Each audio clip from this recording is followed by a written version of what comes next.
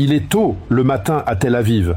Dans un quartier résidentiel du cœur de la ville, les immeubles sont encore silencieux. Les fenêtres fermées, les familles endormies. C'est l'heure où la guerre semble loin, même quand elle est proche, même quand elle dure depuis 25 jours. Puis le missile arrive. Pas le grondement lointain d'une interception dans le ciel nocturne. Pas la détonation haute et propre d'un patriote qui neutralise une menace à 15 km d'altitude. L'impact direct. La façade d'un immeuble d'habitation qui s'effondre vers l'intérieur. Les vitres des bâtiments voisins soufflées sur des dizaines de mètres. La fumée qui monte, épaisse, dans l'air du matin méditerranéen. Un missile iranien vient de traverser l'une des architectures de défense aérienne les plus sophistiquées au monde. Le dôme de fer, David's Sling, le système Arrow, des couches de protection conçues précisément pour que ce moment n'arrive jamais. Il est arrivé. Et la question que les états-majors américains et israéliens se posent ce matin, une question dont la réponse engage bien plus que cette seule frappe, est la suivante. Comment un missile iranien parvient-il à percer 4 couches de défense dans l'une des villes les plus protégées au monde? Cette question, nous allons y répondre, complètement. Et la réponse va vous surprendre. Salut à tous, je suis Olivier Dargent, analyste géopolitique et de la finance, et vous êtes sur ma chaîne YouTube. Veuillez soutenir la chaîne en vous abonnant et en activant la cloche de notification. Cela m'aide à produire davantage d'analyses qualitatives pour vous. Partagez la vidéo autour de vous, et merci de l'avoir fait. On continue. Commençons par la question technique, parce que pour comprendre la stratégie iranienne, il faut d'abord comprendre l'architecture du problème qu'elle résout. Et ce problème s'appelle la défense aérienne multicouche israélienne. Israël dispose du système de défense antimissile le plus dense et le plus sophistiqué au monde. 4 couches distinctes, chacune conçue pour intercepter des menaces à des altitudes et des distances différentes. La première couche, le système Arrow 3, il est conçu pour intercepter les missiles balistiques dans l'espace extra-atmosphérique à plus de 100 km d'altitude avant même qu'ils ne rentrent dans l'atmosphère terrestre. C'est la couche haute, celle qui traite les menaces à très longue portée. La deuxième couche, le système Arrow 2, il opère dans la haute atmosphère entre 10 et 50 km d'altitude pour les missiles balistiques de portée intermédiaire en phase de descente. La troisième couche, David's Sling. Il est conçu pour les missiles de croisière et les missiles balistiques de courte et moyenne portée, opérant entre 40 et 300 km de distance. La quatrième couche, le dôme de fer, le plus connu. Il traite les menaces courtes, roquettes, obus de mortier, missiles à courte portée, dans les derniers kilomètres avant l'impact. Sur le papier, cette architecture est imperméable. Dans la théorie, un missile balistique iranien devrait être détecté dès son lancement, intercepté par Arrow 3 dans l'espace, et si Arrow 3 échoue, neutralisé successivement par Arrow 2, David's Sling et en dernier recours, le dôme de fer. Mais cette architecture repose sur une hypothèse fondamentale, que le nombre de missiles entrants reste dans les limites de la capacité de traitement simultané du système. L'Iran a compris cette hypothèse, et il a construit sa stratégie pour la détruire. Voici ce qui se passe concrètement. L'Iran tire simultanément des dizaines de drones Shahed, lents et bon marché. Ces drones activent les radars de détection, forcent les batteries de défense à s'engager, consomment des intercepteurs. Pendant que les défenses sont occupées par les drones, des missiles balistiques rapides, des Khorramshahr 3 ou 4, capables de rentrer dans l'atmosphère à Mach 8 ou Mach 16, sont lancés selon des trajectoires déprimées, c'est-à-dire des trajectoires délibérément basses qui réduisent le temps de détection et d'interception disponible. Le résultat arithmétique est brutal. Chaque couche de défense a une capacité de traitement simultané limitée. Quand cette capacité est saturée par les drones, les missiles balistiques arrivent dans une fenêtre où les intercepteurs disponibles sont insuffisants pour traiter toutes les menaces en même temps. Un missile passe, un seul, mais un seul suffit pour frapper un immeuble résidentiel au cœur de Tel Aviv. Le centre James Martin d'études sur la non-prolifération qui analyse les données satellitaires des sites de défense israéliens depuis le début du conflit a confirmé cette semaine que les batteries de défense dans la région de Tel Aviv avaient connu des périodes de saturation lors des vagues de frappe iraniennes combinées drones-missiles. Ce n'est pas un échec du système, c'est le système confronté à une stratégie conçue précisément pour l'exploiter à sa limite. Et la limite existe. Elle vient d'être prouvée publiquement dans un quartier résidentiel devant le monde entier. Ce que les brochures militaires appellent un système multicouche imperméable, les ingénieurs des gardiens de la Révolution appellent une équation à résoudre. Cette frappe sur Tel Aviv n'est pas un accident, ce n'est pas un coup de chance, c'est l'aboutissement d'une stratégie que les gardiens de la Révolution ont mise en œuvre depuis le premier jour du conflit avec une méthodologie qui mérite d'être expliquée dans son intégralité. Cette stratégie s'appelle la doctrine de l'escalier et elle fonctionne en 3 phases. Phase 1, la saturation par le bas. Dans les premiers jours du conflit, l'Iran a prioritairement envoyé des drones Shahed, des centaines puis des milliers. Bon marché, entre 20 000 et 30 000 $ l'unité. Lent, facilement détectable, dans leur grande majorité interceptés, mais leur rôle n'était pas de détruire. Leur rôle était de forcer les défenses à tirer. Chaque drone abattu a consommé un intercepteur, un Patriot à 13 millions de $, un intercepteur David's Sling à plusieurs millions, un intercepteur Arrow à des dizaines de millions. Cette saignée économique et logistique a duré des semaines. Elle a vidé partiellement les stocks, elle a usé les équipements, elle a forcé des rotations de maintenance accélérées sur les batteries et elle a fourni aux ingénieurs iraniens, via les signatures radar et les comportements observés des systèmes défensifs, une cartographie précieuse de la façon dont les défenses réagissent à différents types de menaces. Phase 2, les missiles de précision dans les espaces ouverts. Progressivement, l'Iran a introduit des missiles balistiques de plus en plus sophistiqués dans ses salves, des Fatah 1 d'abord, puis des Khorramshahr 3. Ces missiles ont commencé à atteindre le territoire israélien. Les dégâts étaient réels mais limités. Les défenses tenaient avec des taux d'interception élevés. Mais chaque impact, même neutralisé partiellement, générait des données. Des données sur les angles d'approche qui passent, sur les fenêtres temporelles d'interception, sur les altitudes à partir desquelles les défenses sont moins efficaces. Phase 3, la percée calculée. Au 25e jour, les gardiens de la Révolution disposent de 25 jours de données opérationnelles sur le comportement réel des défenses israéliennes en conditions de guerre réelle. Pas en simulation, pas en exercice, mais sous pression continue. Ils savent quelle trajectoire sature quelle batterie. Ils savent à quelle heure les équipages sont en rotation. Ils savent quel vecteur combiné crée les fenêtres de vulnérabilité maximale. Le missile qui a frappé l'immeuble résidentiel de Tel Aviv ce matin n'a pas percé le dôme de fer par hasard. Il a percé parce que la salve dans laquelle il était inclus avait été construite pour créer précisément la fenêtre dans laquelle il pouvait passer. Le Wall Street Journal, citant des analystes de défense américains ayant eu accès aux données de la frappe, a formulé cette réalité avec une franchise inhabituelle. L'Iran démontre une capacité d'apprentissage adaptatif en temps réel qui dépasse les estimations initiales des services de renseignement américains et israéliens. Apprentissage adaptatif en temps réel. Ces 3 mots, dans la bouche d'analystes du Wall Street Journal, signifient une chose concrète. L'Iran s'améliore pendant la guerre. Chaque frappe qui échoue lui apprend quelque chose qui rend la suivante plus précise. Ce que les états-majors américains et israéliens avaient modélisé comme un adversaire aux capacités fixes est en train de se comporter comme un adversaire aux capacités évolutives. Ce que l'armée israélienne appelle un incident de défense, les gardiens de la Révolution appellent la validation de la phase 3. Parlons maintenant des dégâts et de ce que les images disponibles ne montrent pas. Ce que nous savons avec certitude, un immeuble d'habitation au cœur d'un quartier résidentiel de Tel Aviv a été directement touché. Les images diffusées montrent une façade partiellement effondrée, des appartements éventrés, ouverts sur l'extérieur, des débris éparpillés sur plusieurs dizaines de mètres. Le bilan humain, au moment de cette analyse, est encore en cours d'établissement. Ce que nous savons moins bien, parce que la censure militaire israélienne fonctionne à plein régime depuis le début du conflit. L'étendue précise des dommages structurels dans les bâtiments adjacents, le nombre exact de blessés et de personnes déplacées, et surtout, c'est le point qui intéresse le plus les états-majors, quelle couche de défense a failli et dans quelles circonstances exactes.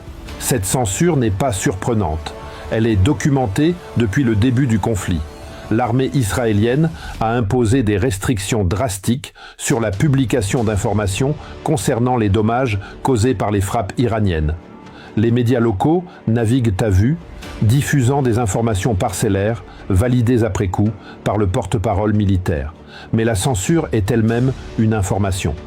On ne censure pas ce qui est négligeable. On censure ce qui contredit le récit de toute puissance défensive qu'Israël veut projeter à l'extérieur et maintenir à l'intérieur pour ne pas éroder le moral de la population. Et ce que la censure s'efforce de ne pas laisser passer ce matin, c'est précisément l'image d'une ville qui découvre que son bouclier n'est pas imperméable. Que les familles qui dormaient dans cet immeuble résidentiel faisaient confiance à un système qui, cette nuit, n'a pas suffi. La chaîne israélienne Channel 12 a rapporté, avant que les consignes de discrétion ne soient pleinement appliquées, la présence de munitions non explosées dans plusieurs rues adjacentes au point d'impact, des sous-munitions qui constituent une menace persistante pour les habitants et les équipes de secours pendant les heures et jours qui suivent l'impact. Ce détail, les sous-munitions non explosées dans un quartier résidentiel, est la signature caractéristique des ogives à fragmentation. C'est la signature du Khorramshahr 4 dont nous avons analysé les capacités dans des vidéos précédentes. Une ogive qui s'ouvre à haute altitude et disperse des projectiles sur un diamètre de 16 km. Quand une telle ogive passe à travers les défenses et atteint une zone résidentielle dense, les dommages ne se limitent pas au point d'impact principal. Ils se distribuent dans un rayon large, touchant des bâtiments que les images de la façade effondrée ne montrent pas. La municipalité de Tel Aviv, dans un communiqué sobre publié dans la matinée, a indiqué que des équipes de déminage avaient été déployées dans un périmètre étendu autour de la zone d'impact. Ce périmètre étendu dit tout ce que le communiqué ne dit pas. Ce que les images officielles montrent est impressionnant. Ce qu'elles ne montrent pas l'est encore plus. La question stratégique centrale de cette frappe n'est pas technique, elle est politique. Pourquoi un immeuble résidentiel au cœur de Tel Aviv ? Pourquoi pas une base militaire ? Pourquoi pas une installation stratégique ? Pourquoi pas Ben Gourion, l'aéroport international que les gardiens de la Révolution avaient déjà ciblé ? La réponse à cette question révèle quelque chose d'essentiel sur la doctrine iranienne de cette guerre. Une doctrine qui ne vise pas à détruire Israël militairement, l'Iran n'en a pas la capacité et ne l'a jamais prétendu, mais à produire un effet psychologique, politique et stratégique précis. Frapper un immeuble résidentiel au cœur de Tel Aviv dit 3 choses simultanément à 3 publics différents. Au peuple israélien d'abord. Votre gouvernement vous a dit que vous étiez protégé. Votre gouvernement vous a dit que le dôme de fer était imperméable. Votre gouvernement vous a dit que cette guerre serait courte et décisive. Ce matin, la façade d'un immeuble de votre quartier s'est effondrée. La distance entre la guerre et votre vie quotidienne, que vous croyez mesurer en kilomètres, était mesurée en centimètres. Ce message n'est pas terroriste au sens militaire du terme. Il est psychologique. Il vise à éroder la confiance de la population israélienne dans la capacité de son gouvernement à garantir sa sécurité. Et dans une démocratie, la pression de l'opinion publique sur les décisions militaires est réelle et documentée. Au gouvernement Netanyahou ensuite. Chaque immeuble résidentiel frappé est une pression supplémentaire pour trouver une sortie, pour accepter des conditions qu'un état-major confiant dans sa supériorité n'accepterait jamais. La frappe résidentielle est un levier de négociation habillé en acte militaire. À la communauté internationale, enfin, la frappe sur un immeuble d'habitation civile rappelle au monde que cette guerre a des victimes civiles des deux côtés, que les 1500 morts civils iraniens sous les bombes américano-israéliennes ont leur équivalent de l'autre côté, et que la légitimité internationale, que les 135 nations qui avaient dit voter contre les opérations américaines à l'ONU avaient déjà fragilisé, continue de s'éroder à chaque image de destruction civile. L'Atlantic Council a décrit cette doctrine dans une note récente comme la stratégie du miroir. L'Iran force Israël à regarder dans un miroir ce que ses propres frappes infligent aux populations civiles iraniennes. Pas pour arrêter la guerre, pour rendre le coût politique de sa continuation progressivement insupportable.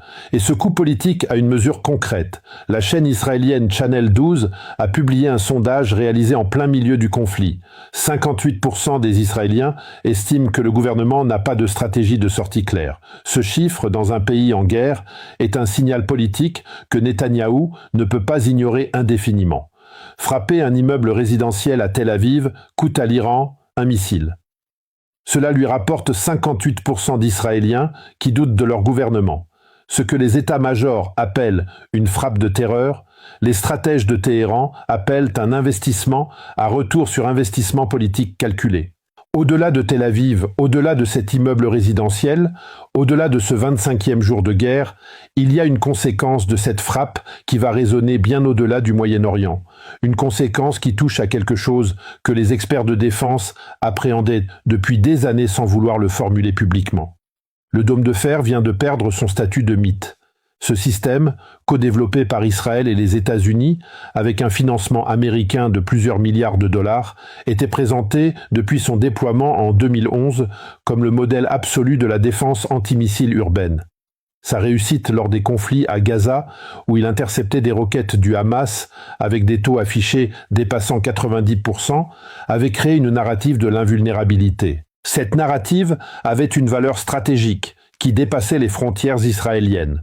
Les États-Unis avaient vendu des systèmes dérivés à leurs alliés du Golfe. Ils avaient positionné des batteries Tesha'ad dans toute la région en promettant une protection comparable. La crédibilité de la garantie sécuritaire américaine reposait en partie sur la crédibilité technique de ces systèmes. Ce matin, dans les ruines d'un appartement de Tel Aviv, cette narrative a pris un coup dont elle ne se remettra pas facilement. Parce que la leçon que vont tirer les observateurs militaires du monde entier n'est pas technique. Elle est stratégique. Si une armée régionale comme les gardiens de la Révolution, sans les capacités de l'OTAN, sans les satellites militaires américains, sans les décennies de développement technologique occidental, parvient à percer le dôme de fer de façon répétée en 25 jours de conflit, qu'est-ce que cela dit sur la capacité de ces systèmes à faire face à des adversaires plus technologiquement avancés? La Corée du Nord observe. Pyongyang dispose de missiles balistiques en nombre considérable. Elle vient de voir la démonstration empirique qu'une stratégie de saturation combinée drone-missile peut créer des fenêtres dans les défenses les plus sophistiquées. La Chine observe. Pékin réfléchit depuis des années à des scénarios impliquant Taïwan où des batteries patriotes américaines constituent la première ligne de défense. Elle vient de voir en temps réel les limites opérationnelles de ces systèmes sous saturation. Moscou observe. La Russie fait face en Ukraine à des défenses anti-aériennes occidentales. Elle vient de voir la démonstration que la saturation combinée reste une stratégie valide face aux architectures multicouches les plus avancées. Et les états-majors américains observent avec une attention qui dépasse largement le Moyen-Orient. Les généraux qui planifient des scénarios impliquant Taïwan, la Corée, l'Europe de l'Est viennent de recevoir un enseignement opérationnel que les simulations n'avaient pas produit avec cette clarté. Le Wall Street Journal a publié cette semaine une analyse signée par un ancien sous-secrétaire à la défense américain. Sa conclusion, le conflit Iran-Israël est en train de réécrire les manuels de doctrine de la défense antimissile à une vitesse que les programmes d'acquisition d'armement ne peuvent pas suivre. Réécrire les manuels, dans un conflit qui dure depuis 25 jours.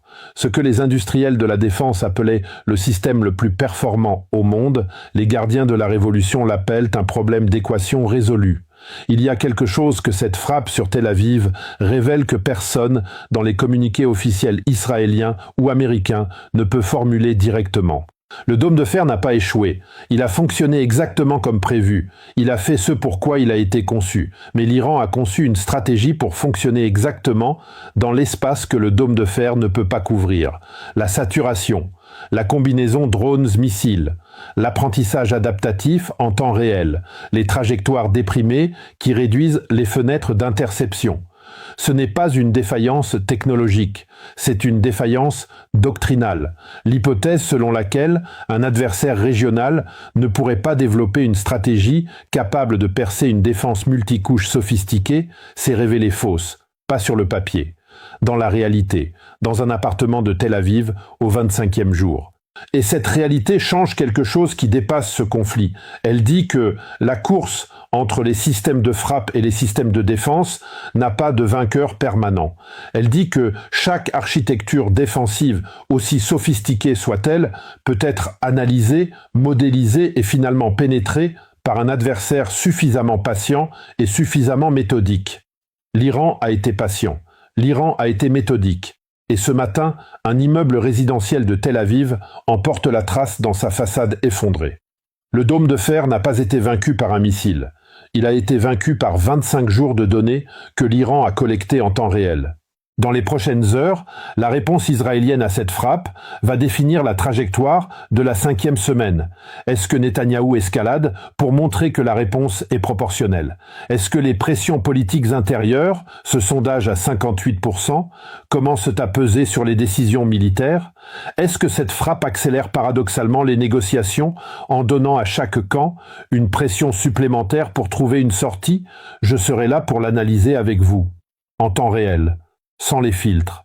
Abonnez-vous, partagez. Chaque analyse partagée est une voix de plus dans le débat public. Et dites-moi dans les commentaires, pensiez-vous que le dôme de fer était vraiment imperméable avant aujourd'hui? Et qu'est-ce que cette frappe change, selon vous, pour la suite du conflit? Je lis tout. Je réponds à tout. À très bientôt.